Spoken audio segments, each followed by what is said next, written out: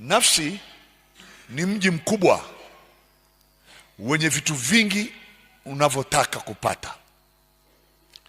Hiyo nafsi ikinyimwa nguvu ya kwenda kwenye hivyo vitu anavyovitaka, nafsi ikaambiwa hautataka hivyo vitu, ninakuzuia kuanzia leo, utamtaka Mungu kuanzia sasa. Nafsi inalia. Ndio hiyo inaitwa kufunga. Unanisikia Ni ku-afflict your soul. Is to afflict your soul. Ni kuitiisha nafsi isijaribu kutaka utawala, kwa sababu inataka chakula kila siku. Unanisikia Sasa ikishanyimwa kwenye ile eneo la chakula, nafsi haiwezi kuwa na power tena ya kumtawala roho.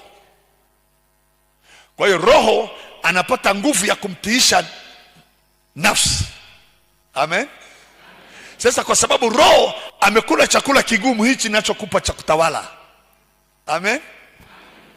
Halo. Kwa kuwa roho inakula chakula hichi ninachowapa. Hiki ni chakula nimewapa kigumu. Kigumu, nawaambia ukweli.